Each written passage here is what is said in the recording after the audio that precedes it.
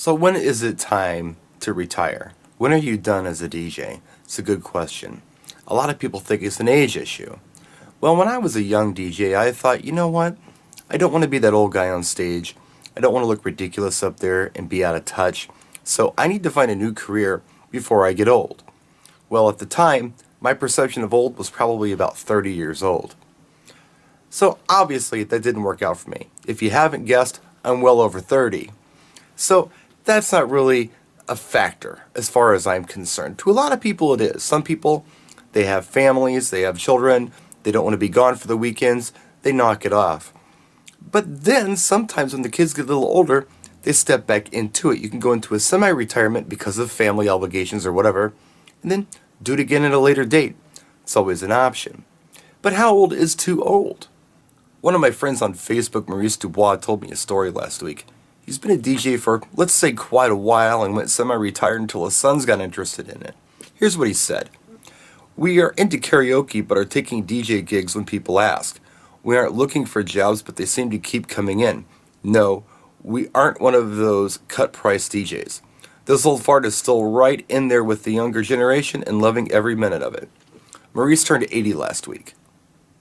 Somebody else we can talk about is Dick Clark, who in 2004 had a stroke. He was 75 years old.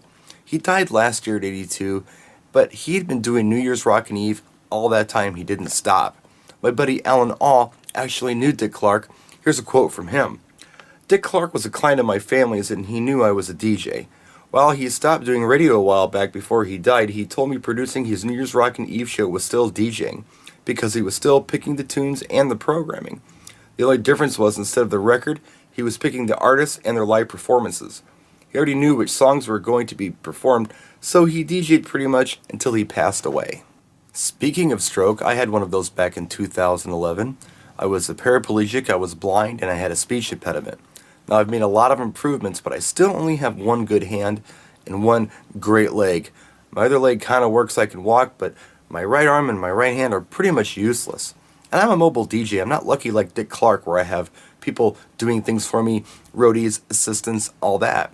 So what I had to do is figure out how to do what I do in my condition. And I did.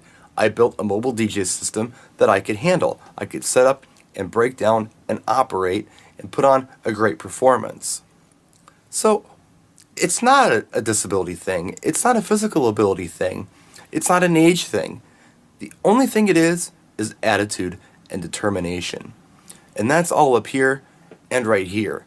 If you don't have this and you don't have that, maybe it's time to retire. But if you can hang on to that, then you can do this for as long as you live. Practice and enjoy.